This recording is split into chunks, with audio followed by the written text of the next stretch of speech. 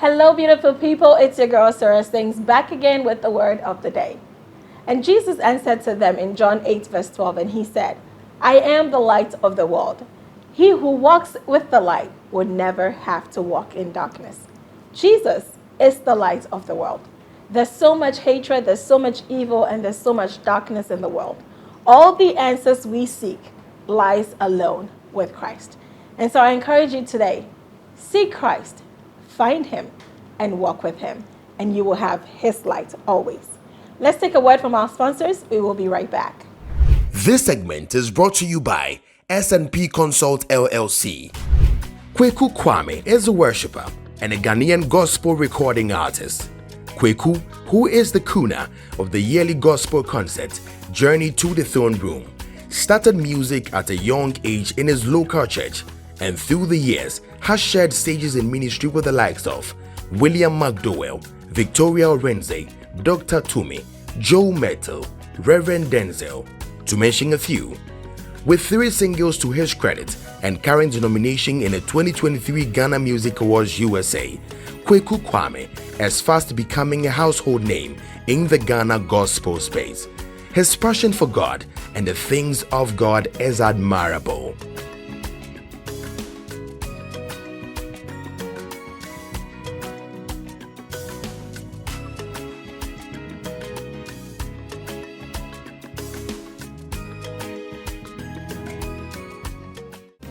Sizzles with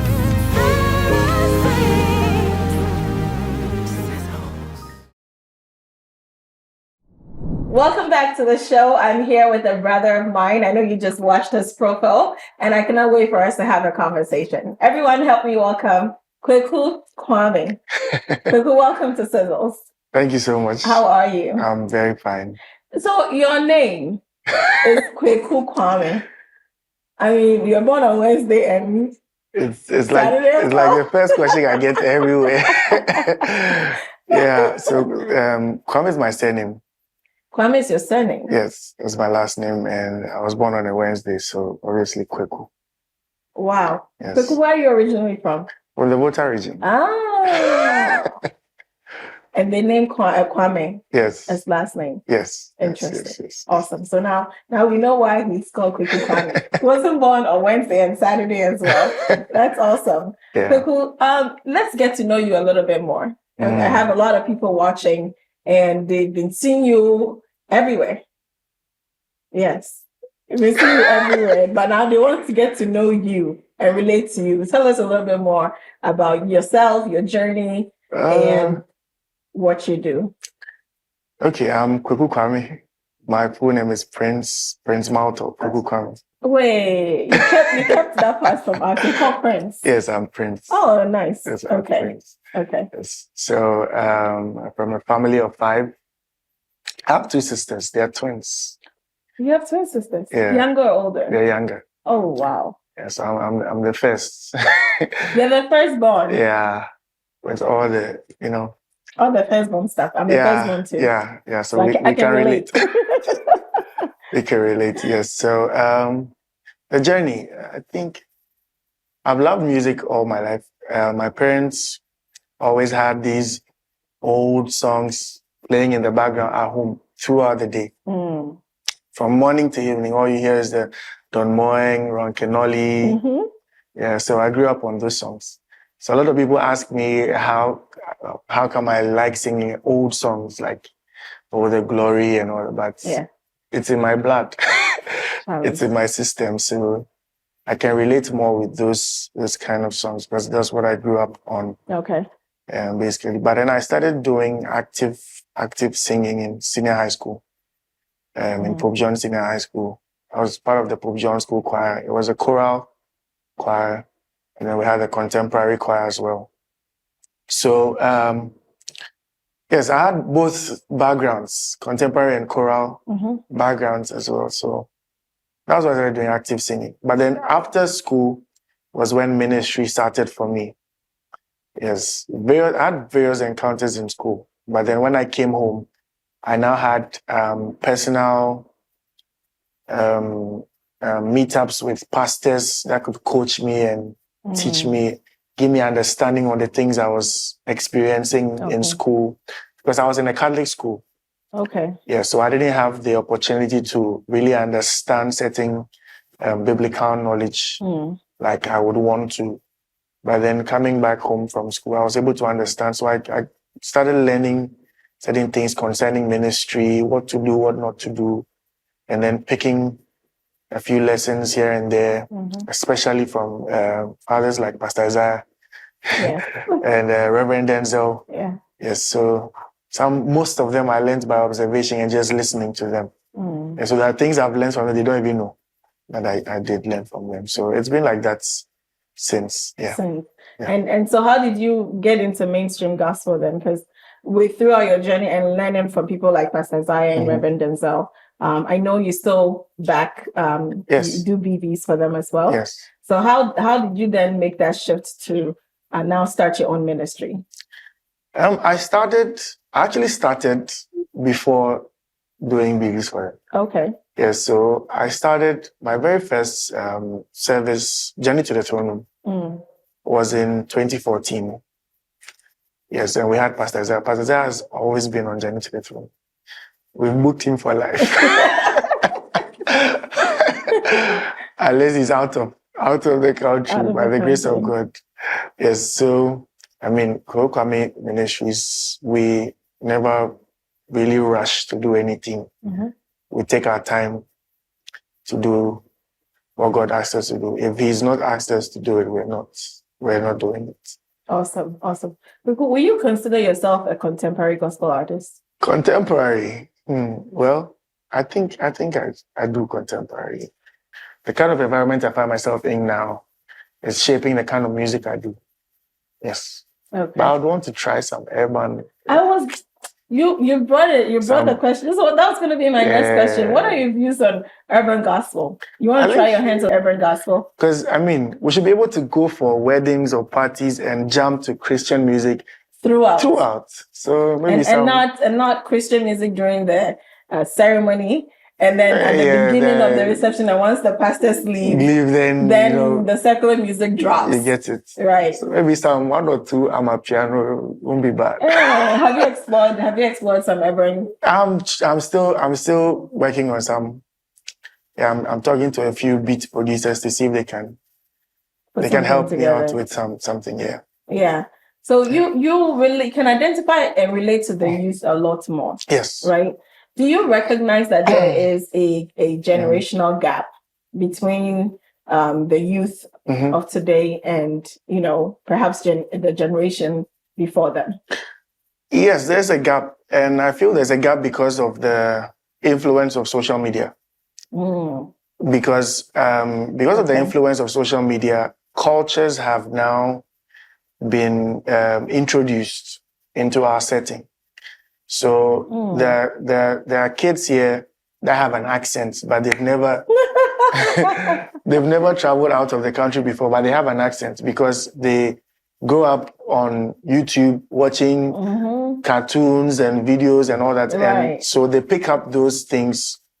So it's like a cultural, how do I put it? Integration. Yes, cultural integration now. So it's creating that gap because the kind of music that we listen to now is even different. So you go on TikTok and the trends are different. I mean, the generation before didn't really have that kind of integration. So they were still grounded on most of the cultural stuff that was here. Yes. But then now the integration is making things different.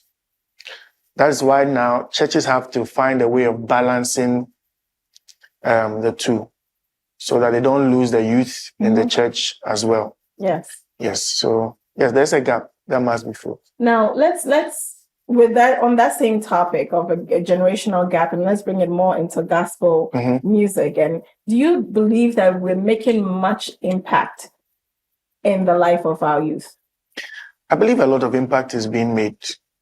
Because God has men, and there are a lot of people that are working behind the scenes. There's so many people that are working that are not even out there yet. Because I have been doing a lot of school outreaches. Okay. Tell us about that. And school outreach is my favorite part of ministry, actually.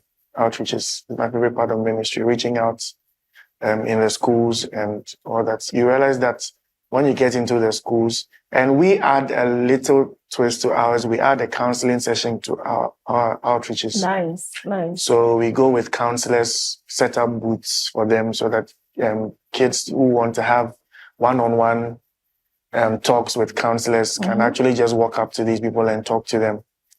Yeah, so, I mean, we're still looking out for schools to give us opportunities to come, but we've been to various schools. We've been to Kwapiman, we've been to Presec, we've been to a few other schools. A lot of work is being done, but a lot more has to be done. Because as we are working, the devil is also working. That's right. He's not sleeping, he's also working. So we have a lot more to do. Do you think that we're compromising a lot when it comes to trying to fit in to society in order to pull people to Christ? Because I following what you're saying, the youth that you go out to evangelize to and give counseling to, there's a lot of misconceptions out there, and there's also a lot of work being done, but there's more work to be done.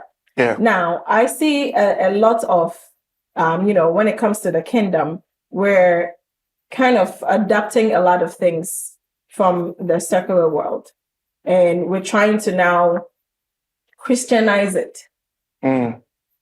Well, I have a different take on that. Okay. I believe that even the Bible says in John, there's nothing was made that has been made. Like, God created everything. I believe every idea is from God. Every creative idea comes from God. Right. The devil hasn't created anything. He only thrives on what God has created and uses it in his favor. So if we're seeing something and we can use that tool in the kingdom to draw more people into the kingdom and teach them the right thing, I don't see why we can. We should. Why can't we create our own for the world to adapt versus adapting what the world is doing? What if the world that adapted what we're seeing?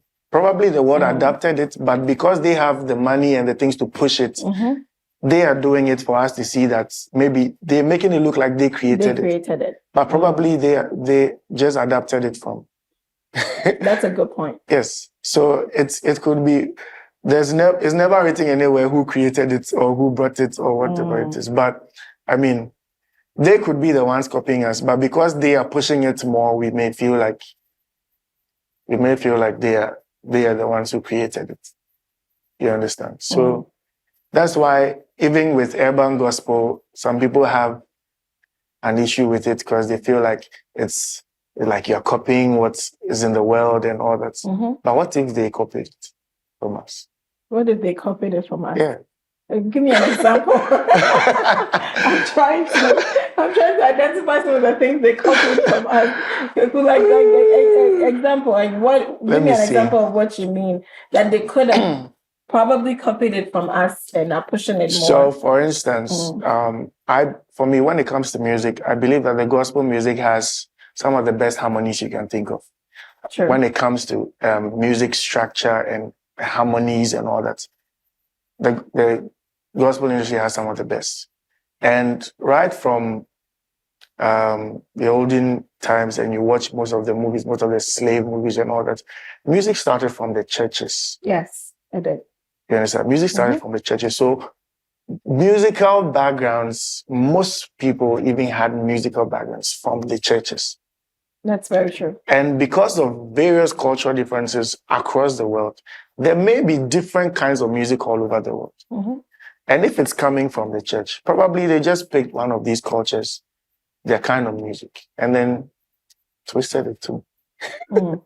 But while on that topic, if you agree, I've noticed a lot now that more of the secular artists, perhaps in Ghana and outside Ghana too, are doing secular music, but they're putting Christian phrases in it. Yeah. And so then certain Christians believe that it's okay to use that music because it has Christian phrases or perhaps the name of God or Mbom Paye or Mpa Sorry. So we're now adapting it into our, our society and the things that we do, right? Do you think that's a strategy? And those is one of the things that I was talking about when I was saying that we're kind of gravitating more into the things of the world and bringing them now into the church. What I know about that is that secular musicians, they are businessmen. Very true. They are businessmen. They don't joke with their business.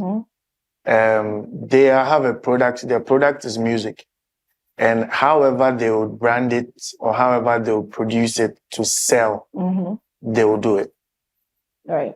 They will do it. So it may not be about the impact for them. It may be about selling their crafts and their art. Yeah, so we should be careful how we deal with those things, because it may not necessarily be making the kind of impact we think it's going to make on us. They are businessmen. It's purely about the business. It's a business strategy. It's a business strategy for them. You understand? So that's their work. So they are also doing their work. But what are we doing about it? Exactly. That is why we have to also do, because trust me, maybe someone is Christian, but they don't really want to play profane songs in their parties or all that. But they need the groove. They need the vibe. So when they hear some of these phrases in some of these songs, they feel like, oh, it's okay. It's okay to use it. Yeah, let me just use it. That's why we should push and support the urban gospel agenda. I'm all up for that. Yes. I mean, we should also push them. They should give us more impactful party songs. I mean, people should come to our parties and they leave giving their life to Christ, because the kind of music they listen to, in as much as they were able to vibe and jump and all that, it still ministered to them. Right. Yeah. Right. Now, there's something I wanted us to talk about. You touched on it a little bit, so I want us to focus on that right now. So when it comes to gospel music and the ministry, and now we've been told by many that there is an industry aspect of it, which kind of centers on the business aspect of music, where we're talking about branding. Your product, your music is a product. It needs to be marketed, and we need to brand it and all of these things. Do you think we're losing focus? Do you think we're losing the essence of what our call is to minister and evangelize to the nations by focusing on an industry? Some people are getting it right. Some people are getting it right. Yes. Okay. Others too are drifting up from their call. But I feel, this is what I think. I think as a minister, get a businessman to handle the business side for you, and you focus on your call. Because there's the artist side of the minister and there's the ministry side of the minister. Because the gift is the art.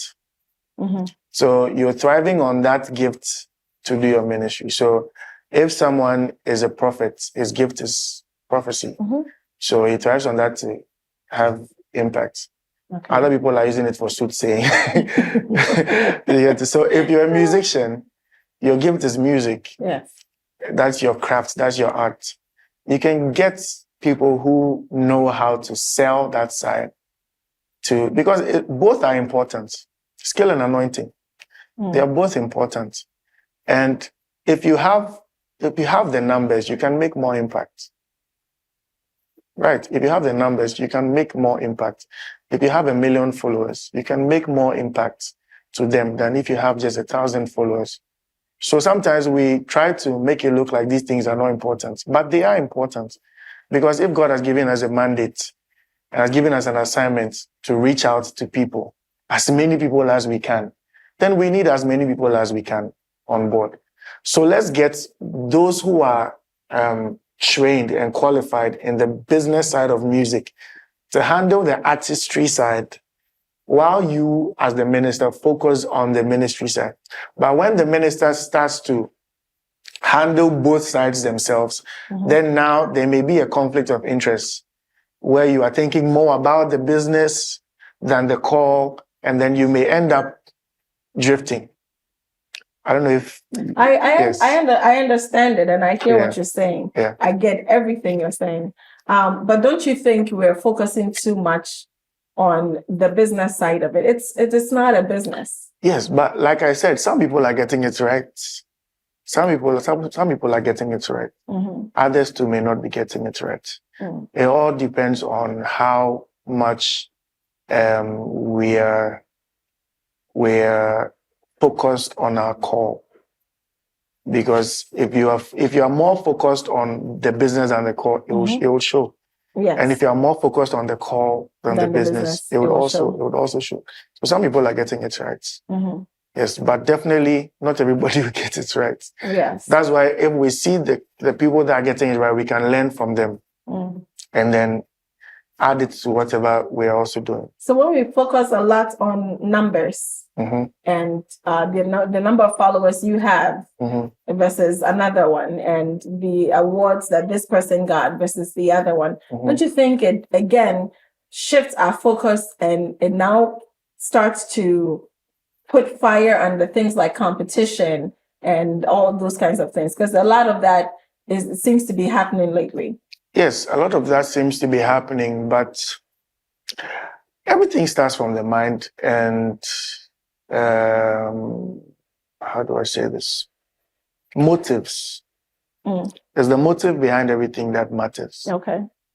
Because competition can be healthy and it can be very dangerous. Competition can breed envy. That's right. Yes, but competition can also build you and develop you to become the best. So it's all about the motives behind whatever the person is seeing. If you're seeing this as the kind of competition where, okay, so my brother has won a soul today, what am I doing at home? I think I can also go out and win a soul. That's the kind of competition you should be giving yourself. You get it? Yes. So if I'm winning an award, how is this award going to impact my life? Is it going to shift my focus from the core? Like, know yourself. But are we winning souls or we're winning followers? It depends. Some people are winning souls. Others are winning followers. Everybody is winning something, but it depends on what you're winning. Others are winning souls. Others are winning followers. I just pray that most of us are winning souls. But some people are just winning followers. But then there are still men that are winning souls. There are men that are winning souls. I believe strongly. And I think we should continue to push such men and also kind of start to have these conversations about why we need to not lose focus on what our core assignment is and why we need to focus on winning souls versus winning followers. Awesome. I love it. Now, let's get back to you and talk more about some of the challenges that you've had so far in your ministry, in the journey, and the lessons you've learned along the way. Wow. Some of the challenges may be people. People? Yeah. People. That's the heavy. Yeah, it's heavy. It's heavy. People in the sense that, God always plants people in our lives. And we have to be sensitive enough to tell the duration for which they are supposed to be in our lives. Wow. Yes, not everybody will stay forever. Not everybody will build to the end with you. That's right. Some just come in just to give you a bag of cement and they go. Others will come, they'll make sure it gets to the roof level and then they'll leave. Others will wait till the building is finished, complete. That we should be sensitive enough to know the duration and their purpose in our lives at that particular moment. Right. And I've had various experiences I've learned from that is now informing me that, when people are coming into your life, just pray more about them. Know what they are there to do, because somebody can come into your life and they leave and you get hurt sometimes for no reason. You get it? Because if you don't have that understanding. Yeah, if you don't have an understanding of why they were there, what they were there to do, and if their time was up or not, you may end up creating gaps unnecessarily. And you may end up creating enemies and just having issues with a lot of people. Yes. But when you understand that, oh, okay, it's their time. The time is up to go and all that. Like when they leave, you don't get hurt. You don't feel, you're at peace. You don't feel that gap. Understand? So I feel people, and I may not be the only one having this challenge. No, you're not. A lot of people. No, we all have it. Yes, a lot of people. Yeah. So if we understand that, we'll know. We'll know. I mean, there are several other challenges that are broad. I'm not a lot of people talk about finances and all that, but those things are, how do I say it? They are occupational hazards. They comes with the territory. Yeah, right? it comes with the territory. Can you shed a little bit light about how you're doing it? Finances? Funding your ministry. By the grace of God, I think God has blessed me with certain individuals that come into my life to support. At every point in time, God sends people. Yes. They may not be the same people all the time, but every point in time, God sends people. Because I've never done an 8-to-5 job.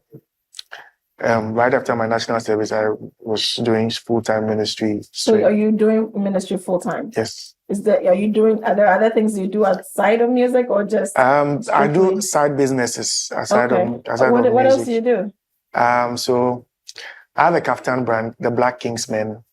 The Black Kingsmen. Yes. So that's that's the kaftan brand. Hopefully it will develop into a big fashion house, a one-stop shop. In Jesus' name, it will. Yes. So let's talk about having a team and working with a team. How has that been for you? Do you have a team that you currently work with? Yes, so I have a team. I work with, people that help with organizing a band. I play with singers I sing with. So I have a team, but then people come and go.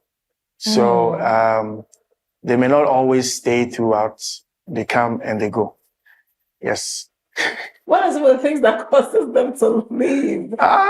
Probably opportunities, bigger opportunities. So someone may be part of your team and they just needed that one opportunity, that one exposure to lift them to their next level. And we should be able to understand, we should be able to have that understanding to know that, okay, their time is up with me and they have to go to the next level.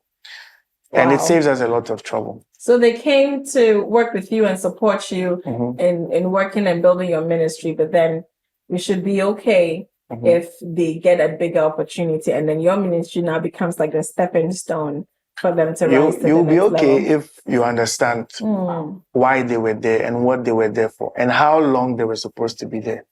Wow. If you have that understanding, you'll be fine. And you'll be at peace. Yes. That's awesome. That's actually wisdom. That's wisdom. Thank you for sharing that. Now, Kwaku, on this show, we like to encourage people, inspire people. Now, there may be someone out there that has been watching you, following your ministry, has been blessed by your ministry, and they aspire to be like you. What would you have to say to that one person? Okay, so anybody that's been following Kwaku Kwame Ministries will be used to two phrases by now. God is still in charge and focus on God. God is still in charge because we put him in charge at the driver's seat of every situation in our lives and we ask him to take absolute control, total dependency on God. We don't try to depend on our might or our intellect or anything, but we depend on him totally and focus on God, because once you focus on anything, just like a camera will do, when it focuses on you, it blurs every other thing in the picture. So once you focus on God, there may be situations, there may be issues and everything around that will make the picture still look beautiful. But then the focus will be on God and God alone. Yeah. Wow. Focus on God and God alone. When your focus is on God, there may be other things in the picture, but it never loses focus. Yeah. Wow. That's awesome. That's awesome. Thank you. Thank you for sharing that. Now, congratulations on your new single, Makuma, with featuring Emoji. Yes. Tell us about that. Yes. So, Makuma, featuring Emoji, we started working on that project in 2021, November 2021. We had amazing people on this project. We had Dr. Kewa producing the song for us. Okay. He handled the entire production, gave us a lot of advices, a lot of coaching, and I mean, it all turned out well. I had a brother, Omari Kisi. Okay. Who helped with the writing of the song, and Pastor Edwin Datson, who gave us that bridge in the middle there. Oh, beautiful. Yeah. Yes. Wow. Yes. So I'm not too good with the tree, so I had to send it to him to just listen and help with corrections. But then he decided that, let's try this, let's add this to it. And it came out so beautiful, just like I expected. I mean, I sent the song to other fathers to listen to, and the feedback was amazing. So we started working on it. Naya Wapari was there to have my back with the vocals, with the harmonies and everything, and that was super amazing. And then we had our video director, Barnabas Delali. He's just such an amazing guy. I can't stop talking about this guy. I mean, he's such an amazing guy. His work ethics, how he relates with you on set. I mean, it was my first time shooting a professional music video. Oh, wow. Yeah. I mean, I was always doing live. It's beautiful. I was always doing live settings, but that was my first time doing a music video. So he needed to coach me on a lot of things. And it was fun. It was really fun working with him. I just want to say a big thank you to every other person that worked on the project. Awesome. Yeah. A lot of things goes into production. A lot. A whole lot. And people don't really understand even the song itself. Yeah. How long it takes and what it goes through to actually come out finally as a song to bless other people. So when it finally comes out, please, let's support and push the song. Share the link. Share the link. Like, subscribe, comment. Yeah. But I love the song, and I know you're going to bless us with the song and minister to us very soon. Yes.